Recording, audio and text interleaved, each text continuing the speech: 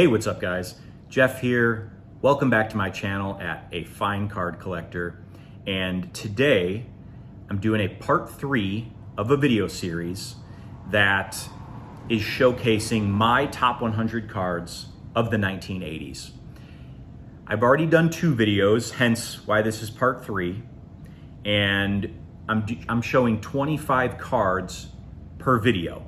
So we've seen cards 100 through 51 already. And so in today's video, I will be showcasing cards 50 through 26, my collection of them. I'm not gonna get into how I'm doing this and why I'm doing this. I did that in part 1 of my video series. And I'm trying to keep this introduction as short as possible because I know getting into the cards, it's gonna be long. So just really quick, in case you haven't seen any of the past 2 videos, this is a PSA set registry that came about, I don't know how long after, but Beckett Baseball Monthly put out their January 2019 edition, and they list the top 80 cards of the 1980s. And it was compiled by Beckett editors, and they refer you to their website, which lists 20 more cards, which makes it an even 100. And so it became a PSA set registry at some point after that. And so it's called the top 100 cards of the 1980s. And I am a huge fan of the 80s and 80s baseball cards. So once this came out, I had to start collecting it. I started in 2021. And I just finished it about a month ago. It's been about a 4-year-long process. It wasn't my only focus. I bought other things along the way, but ultimately, from start to finish, it was about 4 years. And so I'm showing those here. So all I'm gonna do is I'm gonna show the card. I'm going to read the excerpt, what it says here, and then I will give a little bit of my 2 cents on the card after I read the excerpt. So that's all I'm gonna do. I will show the cards and then I will come back at the end and say goodbye. So I'm keeping it short, 2.5 minutes. Here we go. I hope you enjoy. All right, and so we made it into the top 50 cards of the 1980s. And card number 50 is the 1989 Donruss The Rookies Ken Griffey Jr. number 3. Ken Griffey Jr. rookie cards were so valuable to collectors in 1989 that if Oprah had been involved in baseball trading cards, she would have been saying to her studio guests, "You get a Ken Griffey Jr. rookie card, and you get a Griffey Jr. rookie card, and you get a Griffey Jr. rookie card," which would have made for fun viewing, certainly. But this isn't a rookie card. Rather, it's a card released during Junior's rookie season. Big difference. So, like the excerpt says, this is not technically a rookie card. This card was released in a 56-card boxed set called The Rookies after the Donruss set was already out and Junior's rookie card was in that set. This set contained notable stars like Randy Johnson, Gary Sheffield, Deion Sanders, Edgar Martinez, etc. But the Ken Griffey Jr. is definitely the best card from that set. And it's the only card that's represented on this, or from that set, on this top 100 cards of the 1980s. And at card number 50, it's the 89 Donruss The Rookies, Ken Griffey Jr. At card number 49, it's the 1987 Donruss Barry Bonds number 361 rookie card. Barry appeared in several 1986 year-end releases that are considered XRCs, or extended rookie cards. This was one of the most popular Bonds rookies pulled from packs in 1987. And I can see why. This is just a great looking Barry Bonds rookie card, and it's an ideal photo for this 1987 set design, in my opinion. It looks like Donruss purposely designed this set for this Barry Bonds image, with the black and gold borders. It's just a beautiful image and matching border. And I actually have 2 of these. I ended up buying one of the 2 accidentally. So let me show the other card that I have. All right, so here's my other one. And so as you can see, this one's graded an 8.5. I think what happened was I ended up buying the 8.5 initially and not realizing that I already had it.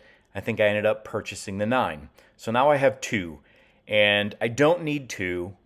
So what I'm going to do here is I'm going to do the same thing I did in my last video with the 1988 score traded Roberto Alomar rookie card, and I'm just going to give this away.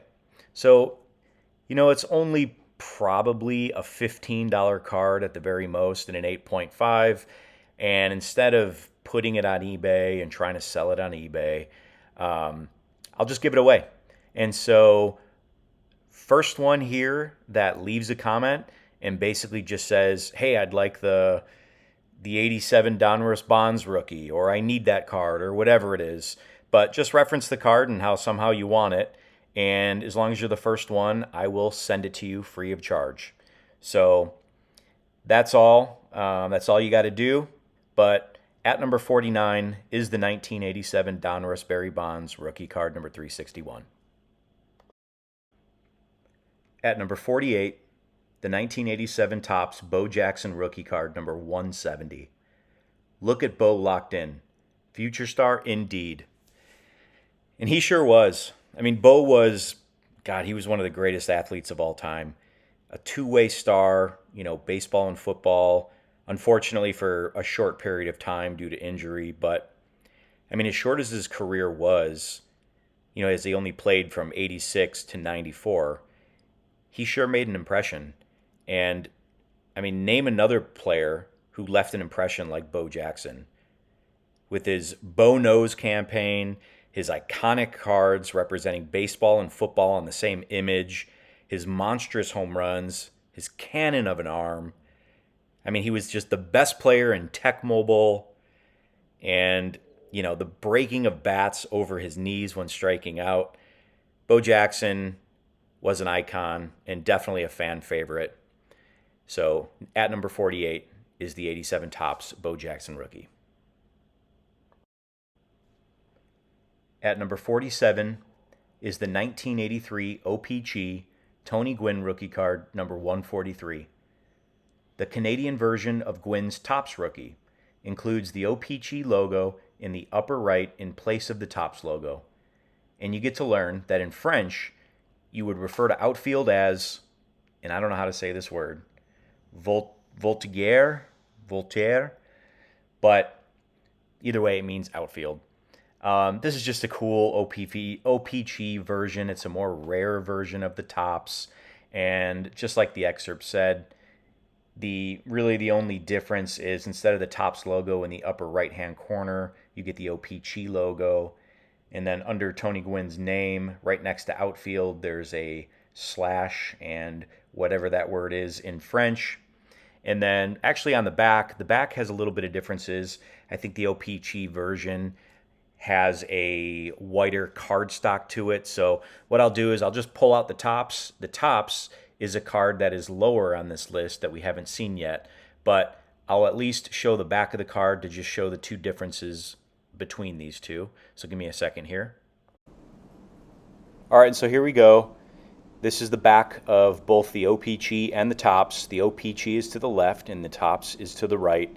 As you can see, the OPC is on a much lighter or whiter cardstock than the original Topps version is. There's a few other differences on the back, but nothing major to note. Just kind of wanted to show the difference in color between the two. But at number 47, the 1983 OPC Tony Gwynn rookie card. Card number 46, the 1981 Topps traded Tim Raines number 816. There's no Roberto Ramos or Bobby Pat to have to share the front of this Raines card. Unlike his regular 1981 Topps rookie, future Hall of Famer Raines is pictured on his own card, another gem from the groundbreaking 1981 Topps traded set. And yeah, I love the 81 set design. The 80 and the 81 Topps are probably my two favorite sets from the 80s. So this was Topps traded first boxed set that they came out with.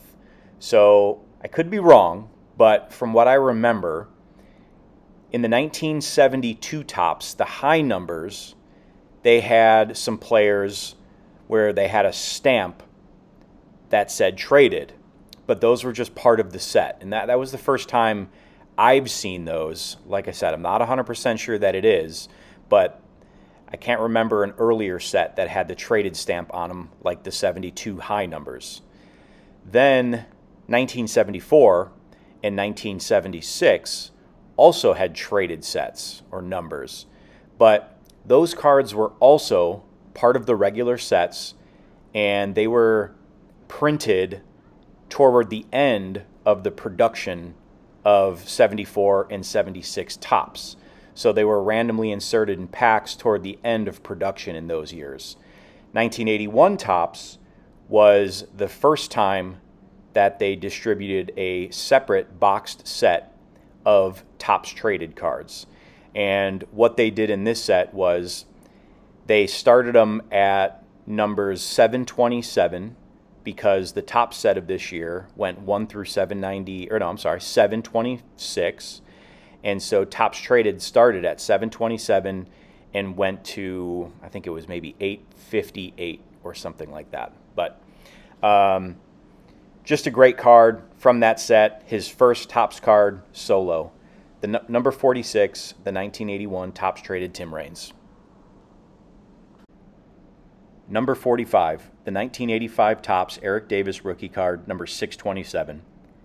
Eric Davis was the choice of many collectors hoarding cards in the age of the era of stash and sell. He stole 80 bases in 1996 and followed that up the next season with 50 steals. Of those 130 steals, he was caught just 17 times. From 1986 to 1990, Davis averaged 30 home runs and 90 RBIs and finished with a 900-plus OPS in 3 of those seasons.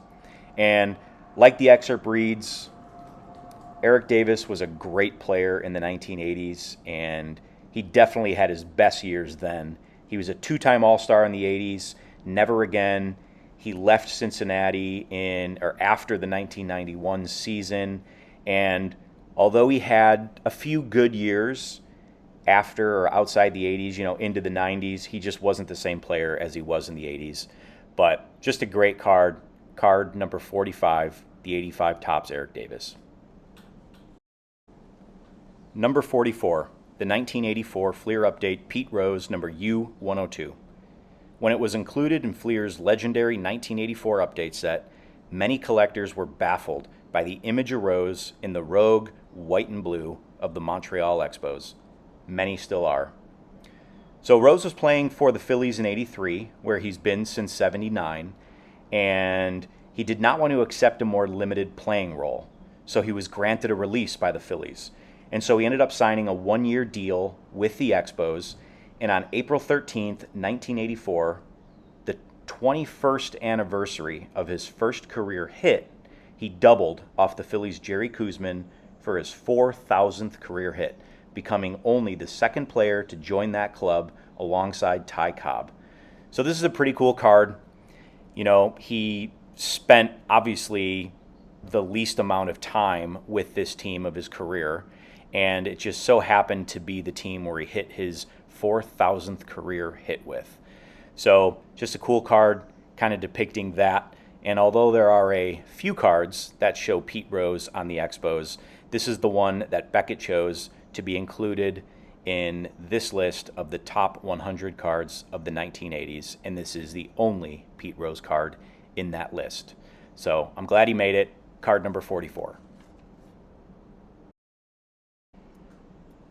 Number 43, the 1985 Topps Dwight Gooden rookie card number 620. After Doc's record-breaking 1984 season, Topps opted for a non-pitching shot of the dominating right-hander. Great choice, and everything works on this rookie card. I personally prefer the 84 Topps traded Gooden action shot over this non-action shot. And honestly, I think the 85 Donruss is the best looking of his 85 Topps cards, but any 85 Gooden rookie is an awesome card, and this is no exception. So, number 43 on this list, the 85 Topps Dwight Gooden rookie card number 620. Number 42, the 1983 Fleer Ron Kittle rookie card, number 241. The hottest baseball card in the summer of 1983 wasn't Sandberg, Gwynn, or Boggs. It was Ron Kittle, who slugged home runs a very, very far distance and at a rate that caught fans and collectors' attention. Fleer was the only company that included a Kittle rookie in its regular set, and Donruss and Topps passed. Make no mistake, the thrill of finding this card in a regular or cello pack was huge, and like Fernando Valenzuela 2 years before, Kittle, without question, was instrumental in advancing the chase of the rookie card in the industry. So we saw a 81 Topps Joe Charbonneau earlier on this list, and it sounds like this card is also a very important card, like the Joe Charbonneau card in the rookie card chase. And I don't open packs anymore, but man, I used to just love opening packs of cards and being able to just try to find your favorite players and or that rookie card for that year. Nowadays, everyone's just after the mega hits, the autos or the one-of-ones or superfractors, things like that. I just miss when times were simpler and you were just looking for your favorite players and or rookie cards out of packs. But nonetheless, number 42, the 83 Fleer Ron Kittle rookie. Number 41, the 1989 Topps traded Ken Griffey Jr. rookie card, number 41T. Seems surprising now, but Topps failed to include Griffey in its flagship release in 1989.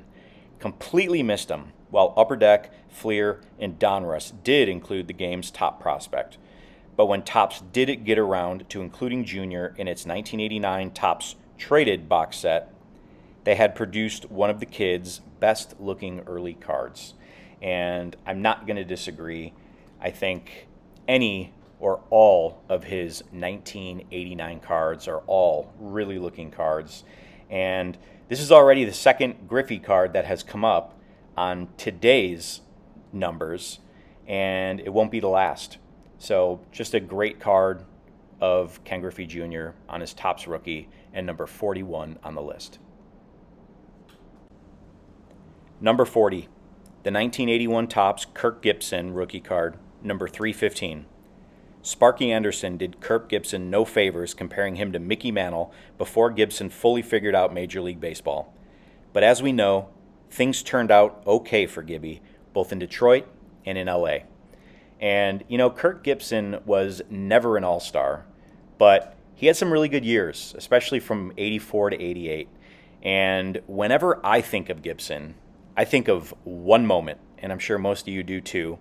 And this was a moment I first remember on a VHS tape that I had in the early 90s when I was a kid, and it was called Great Sports Moments of the 80s. And I remember this clip on that VHS, and it was probably my favorite clip off the whole VHS of all different sports clips. And, that was game one of the 1988 World Series. And if you haven't seen this moment, you need to take a break from watching this video and watch it. But you need to watch the entire at-bat, not just what happens at the very end. So if you decide you're not going to go watch it, I'll set it up for you. It's the bottom of the ninth inning. There's 2 outs, 1 man on base, and the Dodgers are down 4-3. And Kirk Gibson comes in to pinch hit. Now, Kirk Gibson has 2 bad legs and can barely run, so he comes in to pinch hit. Future Hall of Famer Dennis Eckersley is on the mound. Kirk Gibson gets down to an 0-2 count, and then he climbs back to a 3-2 count, where Gibson hits a home run to right field. And there are 2 iconic calls for this home run. One's by Vin Scully, and the other is by Jack Buck. And Whenever I see this clip, most of the time, I always hear the call from Vin Scully, which is great, but it's not my favorite of the two. So I'm gonna show you both clips, and you can let me know which is your favorite. So the first clip is by Vin Scully, and what he says is after a long period of silence, watching Kirk Gibson round the bases, and after Kirk Gibson rounds home plate and is celebrating with his team, Vin Scully says his iconic quote, and here it is. In a year that has been so improbable, the impossible has happened. Now, I love that call by Vin Scully, don't get me wrong, but for me, the greatest call for that home run was by Jack Buck, and that's the call that I heard on the VHS tape, The Great Sports Moments of the 1980s. And here is that call. But we have a big 3-2 pitch coming here from Eckersley.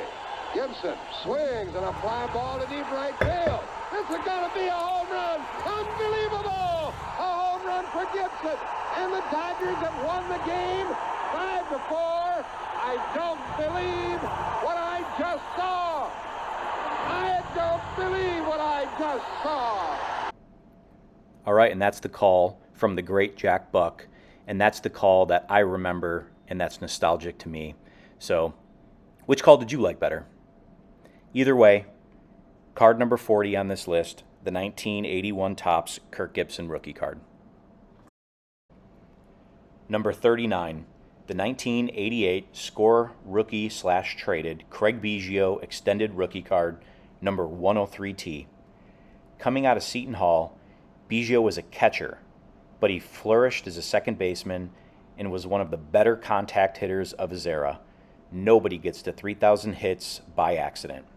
And this is Biggio's best rookie card, in my opinion, as well. I love this card. I love Craig Biggio. You know, he was a 7-time All-Star. He played his entire career with the Astros, which I always love when players do that. He was a 4-time Gold Glover, I believe, and you know, he was inducted into the Baseball Hall of Fame in 2015. But just love this card, number 39 on the list. Number 38, the 1987 Topps Traded Tiffany Greg Maddux number 70T. The 1987 Topps Tiffany regular set and traded sets are believed to carry the highest print runs of any Tiffany set. But that doesn't mean this true rookie year glossy card of a Hall of Famer doesn't have its place in collections. It certainly does. And then in parentheses it says he did pitch 31 innings in 1986, not enough for rookie status. So this is the second Greg Maddux card on this list after the Fleer update, and it's the Tiffany version. And so what if it has the highest print run of the Tiffany sets? It's still a fraction of the print runs of the other 1987 non-Tiffany sets. And I love 80s Tiffany's, and this is no exception. Obviously, I love this card because it's him pictured as a Cubby, and I love Greg Maddux regardless of him spending the majority of his career with the Braves. So just a great card at number 38. Number 37, the 1986 Donruss Fred McGriff rookie card, number 28. In 20 years, how will history remember the crime dog? Will it be as one of the era's most prolific sluggers, whose name was not linked to performance-enhancing drugs? Or will McGriff just be collateral damage from the misdoings around him? He deserves so much more than that. And this article was written in 2019, and since then, Fred McGriff was inducted into Cooperstown and is now a member of the Baseball Hall of Fame. Very well deserved. I mean, he played 19 years. He was a 5-time All-Star. He had a lifetime batting average of .284. He was only 7 home runs shy of 500. I mean, he was just an incredible player. And this is his only rookie card, and it's a beautiful one. It's from that 86 Donruss set with that iconic rated rookie logo. It's just a great card of a great player. Number 37, the Fred McGriff. Number 36, the 1989 Donruss Ken Griffey Jr. rookie card, number 33. One of the pack-pulled rookie cards during Junior's rookie season, but a tough blend of purple and black border. A rookie card of one of the game's greatest, but this one isn't winning any beauty contests. Sorry, Mike Payne, I disagree. I actually think this is one of my favorite of his 89 cards. I love the photo used for the card. I love the matching design. I know the 89 Donruss changes colors with different cards to kind of match the card, but I think it works really well on this card. And, just like the Fred McGriff before this, it has the iconic rated rookie logo. I just love this card. It's just glorious. At number 36, the 1989 Donruss Ken Griffey Jr. Number 35, the 1986 Topps Traded Jose Canseco Extended Rookie Card, number 20T. There were other significant cards when Topps 1986 traded sets dropped. Bo Jackson, Will Clark, and Wally Joyner, just to name a few. But the company's first Canseco card did move the needle in the secondary market, even though Donruss and Fleer had included the youngster in their regular sets that year. All right, so I was on the Jose Canseco bandwagon as a kid. Outside of the Cubs, he was my idol back then, right? Outside of the players on the Cubs, he was my idol back then. And I have a funny story about actually meeting him quick about 15 years ago when I was living in LA, but that story is probably for another time. But this Topps Traded is a classic. The 86 Fleer card, I very much disliked as a kid, right? I thought that card sucked. I think it had him and, was it Eric Plunk maybe on it? And I never liked that card. And, this card does not compare to the 86 Donruss Canseco, which that card comes later in this list. But, I love this card. I love the 86 Topps Traded. It's an iconic set with a bunch of great players and rookies in that set, and I've always loved this card. It's just such a great image on it as well. At number 35, the 86 Topps Traded Jose Canseco rookie. Number 34, the 1984 Topps Darryl Strawberry rookie card, number 182. One of the more anticipated rookie cards heading into the 1984 season, as Straw had slugged 26 home runs and stolen 19 bases en route to earning the 1983 NL Rookie of the Year award. And Darryl Strawberry was a very, very good player there in those 80s years. We already saw his Fleer card, his 84 Fleer card on this list at number 84. And so this is his 84 Topps, much higher on the list. And how these two made the list over the 84 Donruss is beyond me, because I love that 84 Donruss card of his. I probably like this image a little bit better, but man, that 84 Donruss is awesome. But, this is still a great card, obviously. Not as great as the 84 Donruss, in my opinion. But this is still a very, very great card. I love this card. At number 34 is the 84 Topps Darryl Strawberry rookie. Number 33, the 1981 Fleer Greg Nettles number 387 error card, spelled Craig on back. Nobody wants to look goofy while trying to make the all-important first impression and all. But Fleer did have a moment of lapsed competency when it spelled Greg Nettles' name as Craig with a C on the back of the card. Yes, it was corrected, but by then it had made industry headlines, and the C Nettles was all anyone wanted. So, I wasn't around at this point, right, collecting cards at least, and so I don't know how much of a hype that this card really had. Apparently, there was one. And it's not a very exciting error by today's standards, but times were different, and this card spurred the quote unquote great error card chase of 1981. So this card was apparently corrected so early in print runs that kids were going crazy trying to find this error card. And so was I, actually, the past 4 years. I mean, as you all know, and as you have seen, I'm doing this whole set in SGCs. And there was only a pop of this card in 8.5s or higher of 6. So one, I was waiting forever for one to pop up. It never popped up. And finally, I saw one in a PSA 9. I bought that card and I crossed it over to SGC. And wouldn't you know, went down a half a grade to an 8.5, which is fine. I mean, again, it's for my SGC 80s collection, and I plan on displaying it, so I want it all to be uniform. So I love the card, and I'm very happy to own the card.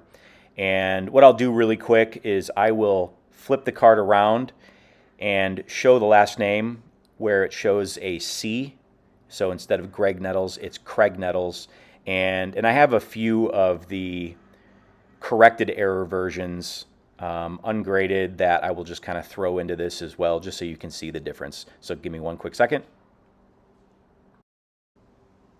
All right, so here's the back. And as you can see, it is not spelled Greg Nettles. It is spelled Craig Nettles with the C. And then here you go with some of the corrected versions. So as you can see, the card all the way on the left inside the SGC slab is the error version spelled Craig.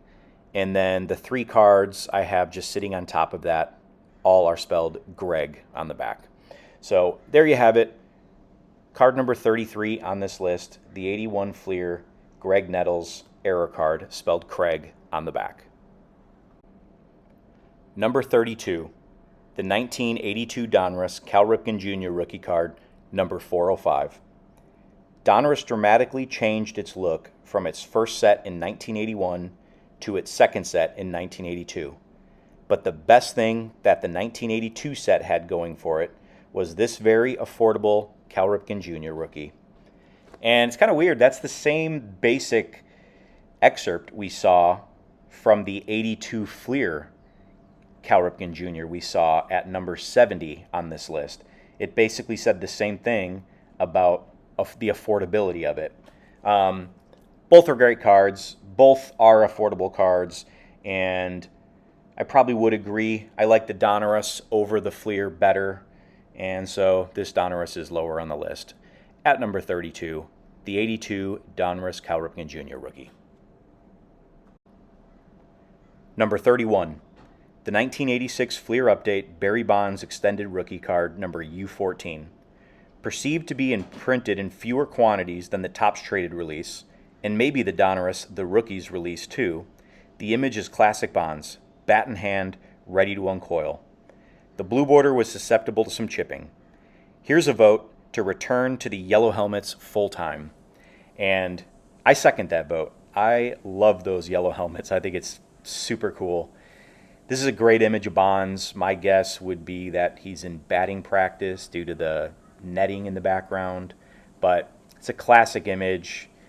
I like the 86 Topps Traded better, which we'll see in the top 25 video. But this is still a beautiful image. Love how they matched the yellow behind his name with the yellow helmet in this. It's just a great card. Number 31 on the list, the 86 Fleer Update Barry Bonds. Number 30, the 1986 Topps Traded Tiffany Will Clark Extended Rookie Card. Big shot hitter for USA Baseball and at Mississippi State, Clark was a highly anticipated rookie coming into the 1986 season.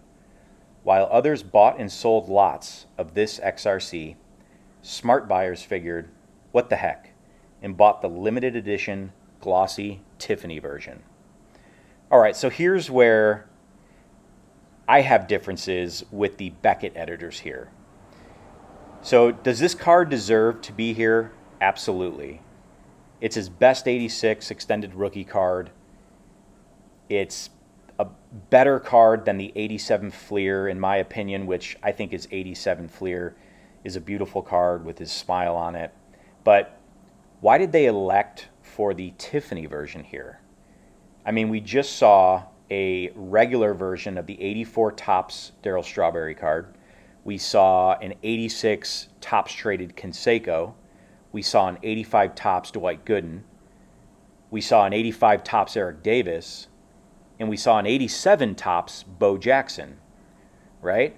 Why weren't those Tiffany versions in this list? So that's where I don't really understand that.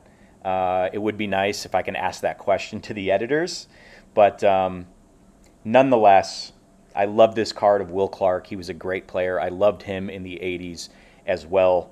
So love owning this card. Great card on the list at number 30. Number 29, the 1989 Fleer Randy Johnson rookie Marlboro ad, number 381. Not only did Fleer overcompensate with multiple fixes for the 1989 Fleer Bill Ripken card, they did the same with Randy Johnson's card number 381 from the same set. The original printing contained a Stadium Marlboro sign over the unit's left shoulder. Can't have that. So they made sure they cleared that up with several variations, ranging from black scribble to red and green tinted cover to completely black out the sign. So to me, for lack of better words, this card is kind of on the spectrum, right? There are some versions of this card where you can clearly see the Marlboro sign. And then there's some less noticeable, right? There's some that are scribbled, like the excerpt said. There's green tinted versions, red tinted versions, there's blackouts. So my card from SGC is listed as the Marlboro sign card, right? Meaning you could see the Marlboro sign back there. And you can see it there. But I almost feel like, even though the slab says it's the Marlboro sign version, I almost feel like it's the red tinted version because it looks a little red there. So I'm not sure if SGC knows how to classify these, but I'm always on the lookout for a cleaner version of this where you can see the Marlboro sign even better. So either way, you could still see it in this card. It's a cool card with some cool history, and that's number 29 on the list. Number 28, the 1981 Donruss Tim Raines rookie, number 538. Not many 1981 Donruss cards can be called classic or important. None maybe. But this, the only rookie of future Hall of Famer Raines pictured alone, is about as close as it gets. And I agree. I mean, it's a much nicer rookie card than his 81 Topps. Now, his 81 Topps traded is a nicer card, but it's not technically a rookie. But I just love the pose in this card with him in his classic Expos jersey. I like the 81 set design. I actually really like the 81 Donruss set design, surprisingly. And I also just kind of like how that hat just kind of sits on the top of his hair. You know, it's just a cool card. And that's number 28 on this list, the 1981 Donruss Tim Raines rookie. Number 27, the 1986 Donruss The Rookies Bo Jackson Extended Rookie Card number 38. You'll notice the same image used for this card also appears on Bo's Topps Traded card. This is probably a team-issued shot, and considering Jackson only played 25 games that first season, there would have not been a lot of options at the print deadline. So yeah, same image used in his 86 Topps Traded photo, which that card comes later in this countdown. But this is his second card in today's list. And, you know, his Topps Traded is a nicer card, in my opinion. That's why it's, you know, and that's why it's down further on the list. But any 1986 Bo Jackson card is spectacular. And this one definitely is. So, number 27 on the list, the 86 Donruss The Rookies, Bo Jackson. number 26, and the final card on today's list, the 1985 Topps Kirby Puckett rookie, number 536. Puckett's quick emergence brought this rookie card a lot of attention from the first day 1985 packs began surfacing, and it was a more affordable option than the 84 Fleer update, an important fact to budget-conscious collectors. So yes, the 84 Fleer update Puckett is legendary and is higher on this list, and we'll see that in the next video, but this 85 Topps is the best looking of his 85 cards, in my opinion. And, you know, I love the 85 Fleer, but my vote would still go to this 85 Topps. And the other question I have is, why not the Tiffany version? Like the Will Clark, you know, why is the Tiffany card not listed on this list? Or is this version not the Tiffany card? Who knows, but it is an absolute beautiful card, and I love the uniform colors on this card, and it's just a great, great Kirby Puckett rookie at number 26 on this countdown. All right, guys, well, welcome back. If you stuck with it and you watched thus far, thank you very much. I very much appreciate it. I hope you enjoyed it. I had a lot of fun doing it, right? If I didn't, I wouldn't do it. It takes a lot of work, for me at least, doing this. But it's a lot of fun, and so I hope at least some of you enjoy it as much as I enjoy doing it.